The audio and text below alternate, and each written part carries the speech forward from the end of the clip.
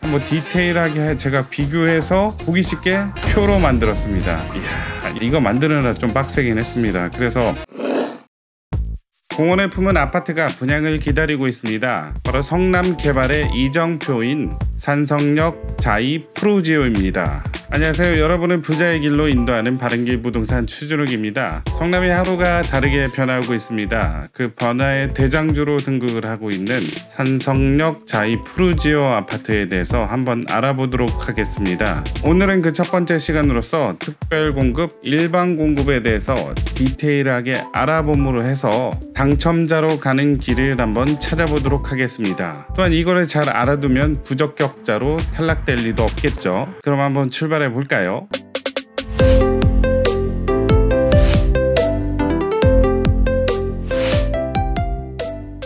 자, 일단 홈페이지를 한번 보도록 하겠습니다. 산성역 자이 프루지오라고 했는데, 자, 입주자 모집 공고일은 7월 17일인데 이 영상은 그 전에 찍은 영상이라서 일단은 나와 있는 정보를 수집해서 한번 살펴보도록 하겠습니다. 자, 일단 지도를 한번 보면은 아파트 부지는 이렇게 팔로 공원을 감싸 안는 듯한 모습이죠. 요 가운데는 희망대 공원이 있고요. 그래서 공원을 품은 아파트 정도 되겠네요. 그리고 아파트를 중심으로 해서 주변에 신흥역, 단대보거리역, 남한산성 입구역, 그리고 그 위로도 이제 산성역까지 해가지고 8호선 라인이 이 아파트 단지를 이제 둘러 감싸 안고 있죠. 좀 더 크게 보면은 요게 이제 아파트 단지고요. 뭐 신흥역으로 타고 갔을 때 모란역에서 뭐 강남 쪽으로도 갈 수 있고 수서역으로 가서 뭐 SRT 같은 것도 탈 수 있고요. 그래서 교통편은 좋은 편이다라고 할 수 있겠죠. 자, 밑으로 보면 규모는 지하 4층부터 지상 29층까지 아파트 총 31개 동 부대 시설입니다. 51, 59, 74, 84 해가지고 대형 평수는 없고요. 중소형 평수가 주를 이룬다. 자, 세대수가 깜짝 놀랍니다. 4,774세대 중에 일반 분양 물량은 1,718세대. 세대수도 많고요. 분양 물량도 많아서 정말로 많은 사람들이 기대를 하고 있는 아파트죠. 자, 시행사는 LH랑 이제 토지 등 소유자 방식으로 하네요. 자, 여기 보시면 LH가 들어갔죠. 그래서 공공분양이다 보니까 뭐 청약 가점, 매점 이거 아니에요. 뭐 납입 금액, 납입 회차 이게 우선시대에서 이제 청약 당첨 여부를 가리는 거죠. 그래서 요거 만약에 하실 때 질문으로 청약 가점 얼마만 들어갈까요? 이런 얘기 하시면 안 돼요. 자, 시공사는 대우건설이랑 GS건설이 같이 하고 있고요. 주택 규모는 51, 59, 74, 84 있고요. 그 다음에 임대주택이 있습니다. 임대세대에서 726세대를 더해서 4,774세대고요. 저희가 알고 싶은 건 이제 일반 분양이죠. 51제곱미터는 38, 59는 606세대, 74는 996세대, 84제곱미터는 78세대에서 74제곱미터가 가장 많고요. 그 다음에 59제곱미터가 많죠. 그리고 상대적으로 국민 평수 84제곱미터는 78세대밖에 안 돼서 일단은 경쟁도 치열할 것 같고요. 그래서 요거를 이제 퍼센트로 나타내자면 그 74제곱미터가 일반 분양분의 한 58%를 차지하고 그 다음에 이제 35%, 51제곱미터는 2.2%, 84는 4.5% 해가지고 상대적으로 적습니다. 자, 그리고 60제곱미터 이하는 월 평균 가구 수익도 따지죠. 그래서 기준 이상을 넘게 되면 청약 자체가 안 되니까 물량이 제일 많은 74제곱미터, 그 다음에 물량이 적은 84제곱미터 박 터지게 경쟁률 높게 나오겠죠. 84제곱미터가 작은 건 좀 아쉽긴 하지만 그래도 그 물량 자체가 많다 보니까 매력적인 아파트다라고 할 수 있겠죠.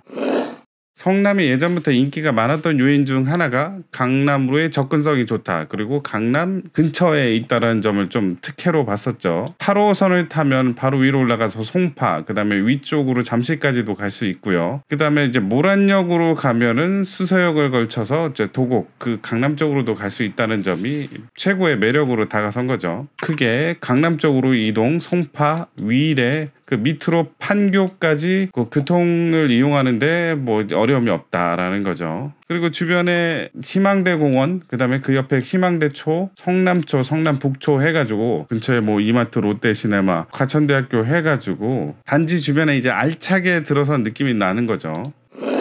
오늘 제가 영상을 담은 거는 청약 안내, 입주 자격이 되는지, 과연 어떻게 청약을 넣어야 되는지 한번 알아보는 시간을 가질게요. 뭐 산성역 자이프루지오 공공분양 일반 공급 청약 자격 한눈에 보기 해서 공공분양입니다. 예, 가점제가 아니라 청약 회차 그다음에 납입 금액 해가지고 그런 게 이제 더 중요한 거죠. 하지만 요거 자격이 모두 다 똑같지는 않습니다. 그래서 디테일하게 한번 그 입주자 자격을 한번 보도록 할게요. 청약은 특별공급이랑 일반 공급으로 나누는데 특별공급은 기관 추천, 신혼부부, 생애 최초, 노부모 부양, 다자녀가 있는데 신청 자격 및 기준이 약간씩 다릅니다. 요 6개를 한번 디테일하게 제가 비교해서 보기 쉽게 표로 만들었습니다. 이야, 이거 만드느라 좀 빡세긴 했습니다. 그래서 기간, 신혼, 생애, 노부모, 다자녀, 일반 공급을 비교를 하면서 정리가 완벽하게 되지 않으신 분들 요거를 참조하셔서 청약에 넣으시길 바랍니다. 요거 보시다가 이해 안 되면 보고 또 보고 하시면 돼요. 자, 그래서 청약 통장이 있는데 기본적으로는 2년 경과 24회 이상 납입은 맞습니다. 하지만 기간 추천, 신혼부부, 다자녀 같은 경우에는 6개월 경과 6회 이상 납입하면은 일단 자격 조건이 되는 겁니다. 물론 여기 보시면 신혼부부가 이제 13점 가점 만점을 받기 위해서는 이 정도 넣어서는 안 돼요. 최소 뭐 3년 이상을 넣어야 되겠지만 청약통장 자격 가입 기준에서는 신혼부부 6개월, 다자녀 6개월이라는 사실이고요. 그리고 참고적으로 국가유공자나 장애인 같은 경우는 기간 추천을 받을 때 청약통장 자체도 필요 없습니다. 그래서 기간 추천에 자격이 된다면 뭐 이쪽으로도 한번 신청해 보시는 것도 좋아요. 자, 그리고 자산 같은 경우는 기간 추천은 자산도 이제 평가하지 않고요. 특별 공급이랑 일반 공급에 있어서는 부동산은 2억 1,150만 원을 넘으면 안 됩니다. 토지 건물 포함해서요. 자동차 같은 경우에는 2,764만 원 이하의 자산을 가지고 있어야지 일단은 자격이 되는 거고요. 자, 다음으로 소득을 한번 보겠습니다. 기간 추천은 없고요. 신혼부부는 근로자 월평균 소득의 100%, 자, 맞벌이 부부는 120%, 그 다음에 가점에서 점수를 더 잘 받기 위해서는 80% 이하일 경우에 있어서는 좀 더 이제 가점이 1점 더 올라간다는 거죠. 그래서 생애 최초는 100%, 노부모는 120%, 다자녀는 120%. 그리고 여기 중요하죠. 우리들이 많이 꿈꾸는 일반 공급 같은 경우는 100%이긴 하지만 그거는 60제곱미터 이하만 해당됩니다. 그래서 아까 전에 다시 분양분을 보면 51이랑 59 같은 경우에는 분양 물량은 한 644세대 정도 되는데 요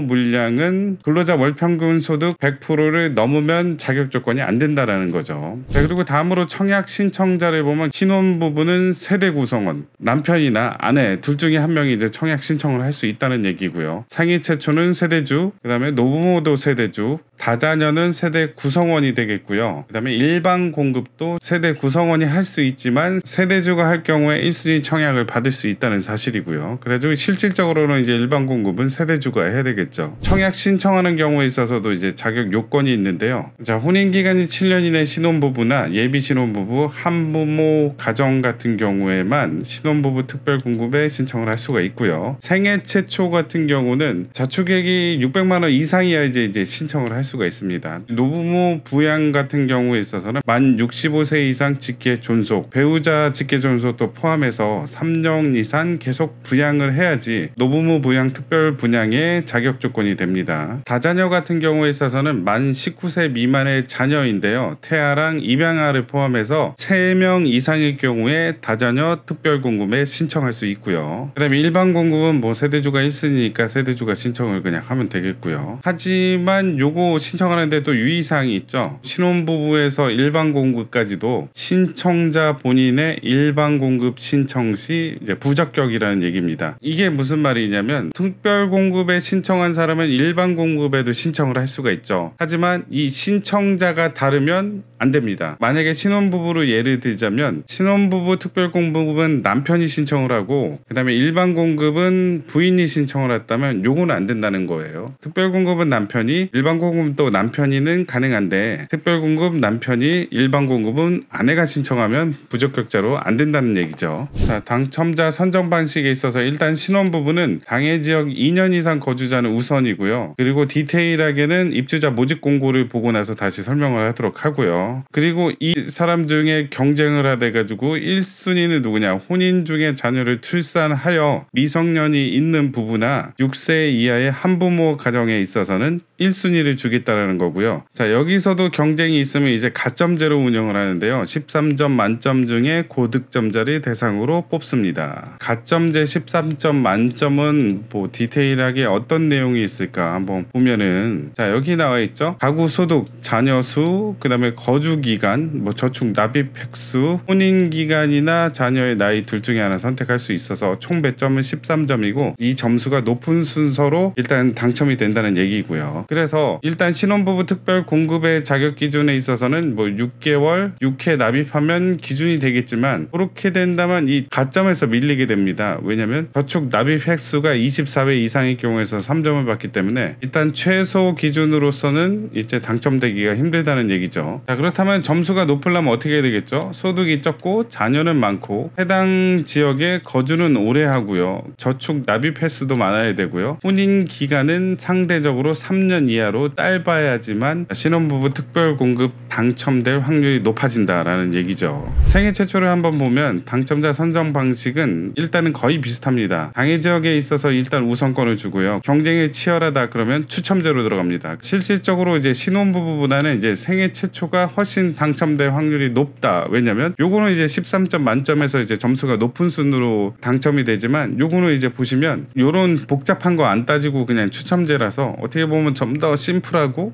당첨의 확률이 높을 수도 있어요. 자, 노부모 같은 경우에 있어서는 이제 당해 지역이 우선이고요. 여기서 경쟁할 경우 입주자 모집 공고 1순위 내 동일 지역 경쟁 시 당첨자 선정 순차로 한다고 합니다. 요거는 이제 입주자 모집 공고가 나와야 되겠죠. 다자녀 같은 경우에 있어서는 경기도 거주자 50%, 기타 지역 50% 해가지고 경기도 청약자 중 당해 지역, 여기서는 이제 성남시를 얘기하는 거죠. 2년 이상 거주자에게 우선 공급을 하고요. 그리고 다자녀는 배점 기준표가 이제 따로 있죠. 이 배점 기준표도 한번 보도록 할게요. 배점 기준표인데요. 총 100점 만점에서 미성년 자녀 수가 5명 이상이면 40점, 그 중에 영유아 자녀 수가 이제 3명 이상이면 15점. 자, 세대 구성에 있어서는 뭐 선택할 수 있겠죠. 세대 3세대 이상이거나 한부모 가정의 경우에 있어서는 5점이 추가가 되고요. 무주택 기간이 길수록 10년 이상일수록 20점, 해당 시도 거주 기간이 10년 이상일 때 15점, 마지막으로 통장 가입 기간이 10년 이상일 경우에 5점을 더 추가적으로 받을 수 있습니다.